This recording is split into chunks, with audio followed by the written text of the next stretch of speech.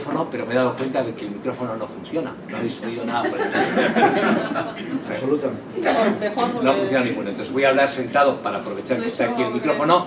Si quisiese empezar de broma os diría que después de la publicidad viene la película, o sea que agradezco mucho la presentación. Lo primero, los agradecimientos, el más importante a todos vosotros, porque ya es difícil a las 7 de la tarde venirse a un sitio de estos y no hay nada más doloroso. Yo no estoy en el mundo editorial, pero para el que escribe libros, tener que enfrentar al público. Digo, voy a estar un día, no se veía nada, pero es que no y con esto se oye, con esto se oye, entonces sí funcionaba el micrófono. Entonces me he prestado un día a ir a la Feria del Libro, que es más un acto de humildad y de contrición que un acto comercial. Ahí te ponen a cada uno en su sitio. Yo iré y voy a hablaros un poquito de lo que he hecho y lo que pretendía hacer. El libro que he hecho es fundamentalmente una especie de reflexión casi final de un miembro de una especie en extinción. Mi tesis, que está en el libro, aunque en la parte final, es que el periodismo tal como lo hemos conocido ha muerto o está a punto de morir. Por lo menos en el negocio periodístico como tal, ha fallecido o está agonizando, por muchas razones. Las razones principales, que las explico al final, es que hemos pasado de un mundo de información escasa a uno que es superabundante. Como muchos aquí son más o menos de mi edad, o sea, los que nacieron en la década del 50, sabrán, dice José Luis que él también, dice, sabrán antes, pues volvía un emigrante cuando yo era pequeño, volvía un emigrante de Suiza y se arremolinaba a la gente en torno para escuchar contar cómo era el chocolate o cómo funcionaba el tren o que le ponían mantequilla en el pan de los bocadillos. Ahora, vas a Chechenia, estás en Grozny y te puedes encontrar un inspector de Hacienda, 2 enfermeras y una maestra catalana. Y lo mismo en África del Sur o en cualquier lugar. El mundo se ha hecho muy pequeñito. Después, el mundo, antes había poca información y por lo tanto el bien tenía importancia. Ahora la información es superabundante. Ahora no has salido de casa, no te has comprado un periódico, no has pagado nada y sabes perfectamente casi todo lo que ha ocurrido. Entonces no tiene valor las cosas que hacíamos nosotros antes han perdido valor.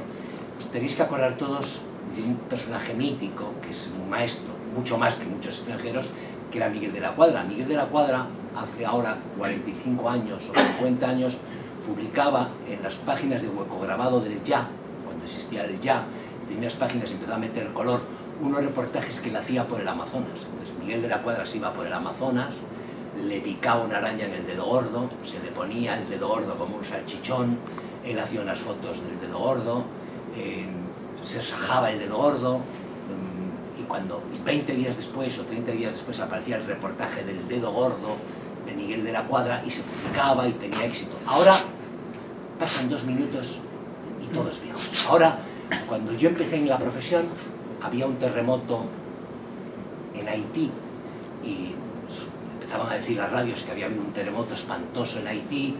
Tú llamabas al periódico, les pedías a los de documentación que empezasen a hacer recortes de Haití, de la historia de Haití, de cómo era Haití, de las esencias del terremoto, de cómo eran los terremotos. Llegabas a la redacción, te buscaban unos billetes, por fin conseguías un billete de Iberia a Santo Domingo, alquilabas un coche en Santo Domingo, desde Santo Domingo te ibas hasta la frontera de Haití, te cambiabas de taxi, por fin llegabas a Puerto Príncipe 4 días después, hacías unas fotos, guardabas los carretes y 2 semanas después había reportajes estupendos en la prensa española. Ahora se produce un terremoto en Haití y antes de que tú sepas qué grado tiene la escala de Richter, hay un tipo negro como un teléfono, uno de estos negros de Lesalín, que probablemente ni ha estudiado, saca una cosa como esta, le da un botón, hace así, le da 3 botones más y 3 minutos después, antes de que tú hayas llegado al periódico, antes de que sepas cuál es la escala de qué intensidad tiene el terremoto en la escala de Richter, si hay muertos o no hay muertos, ya está circulando por todo el mundo imágenes de los muertos, de los heridos, del destrozo en Haití. Entonces eso ha modificado las reglas del juego. Y hay un tercer factor que lo ha modificado también y que convierte a lo que era el reportero de guerra tradicional en especie en extinción, que es que se ha acabado el negocio.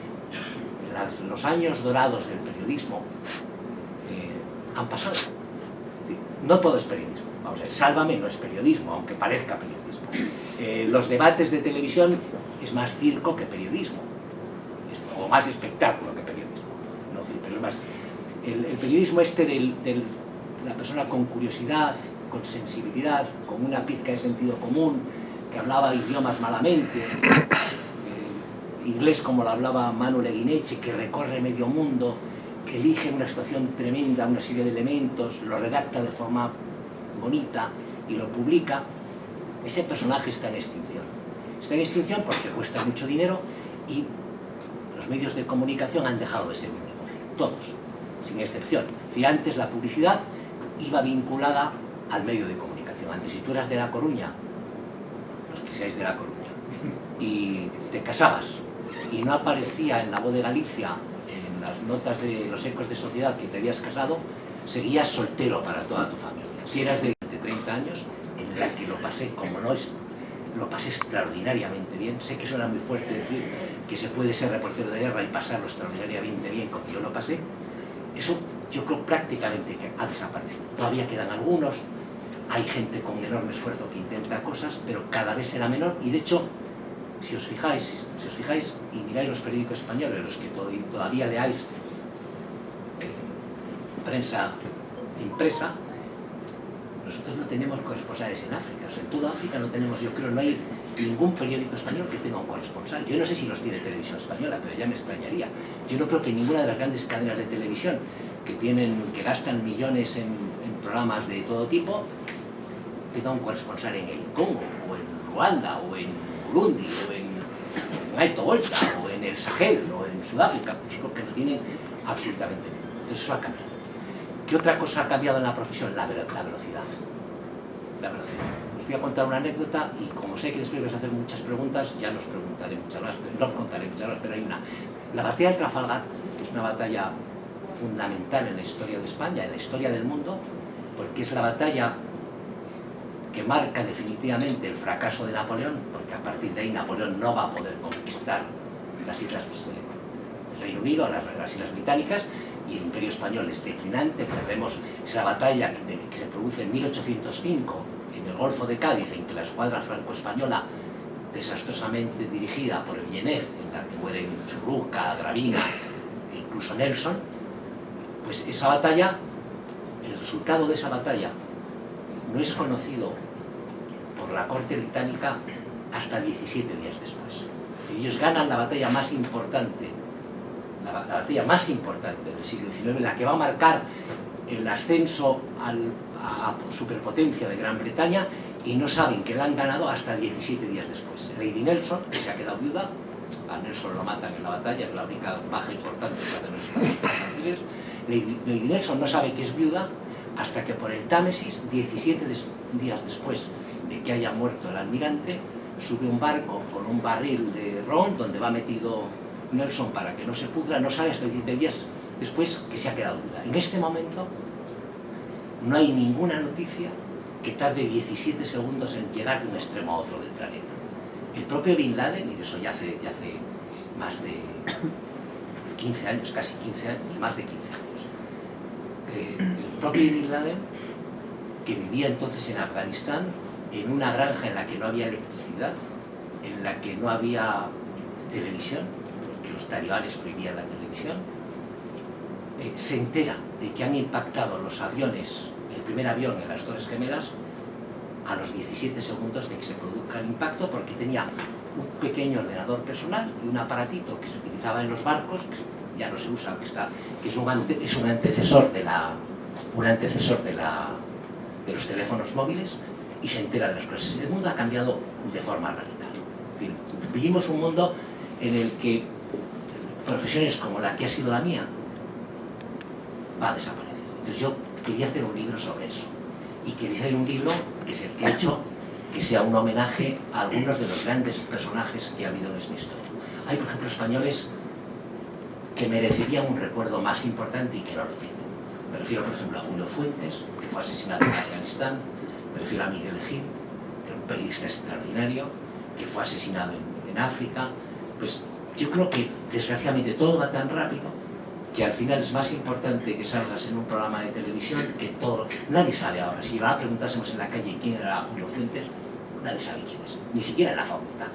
Si preguntásemos quién es Miguel Gil, pues probablemente ni siquiera los estudiantes de periodismo sabrían quién es. Pues yo creo, y es otro de los motivos por los que escribí el libro, que merecían un homenaje, un recuerdo, dedicarles algo impreso, algo que quede ahí. Porque el libro, a diferencia del periódico, tiene un valor sentimental o emocional. Es decir, hay mucha más gente que lee un artículo de periódico que lectores tiene cualquier libro español.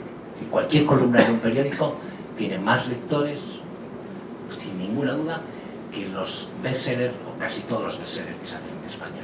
Y sin embargo, por una razón que se nos escapa, yo creo que algo atávico, algo que llevamos dentro, todos queremos escribir algo que quede para siempre en la biblioteca, que quede metido en la estantería, que permanezca a través del tiempo. Pues otro de los motivos de escribir este libro fue hacerles un homenaje a los que, en mi opinión, siendo españoles, han hecho un trabajo espléndido y dieron la vida, no sé si por ello o en ello. Es decir, yo creo que lo más importante, como dice Pérez Reverte, es volver entero a casa. Es decir, mucho más importante que una crónica, mucho más importante que un reportaje, mucho más importante que una exclusiva. Pero bueno, ellos desgraciadamente, porque te salen las papeletas en la fortuna, pues murieron. Y eran todos los motivos de hacer el libro. Y dicho esto, como sé que tenéis muchas preguntas, pues a vuestra entera disposición, lo que queréis que os cuente.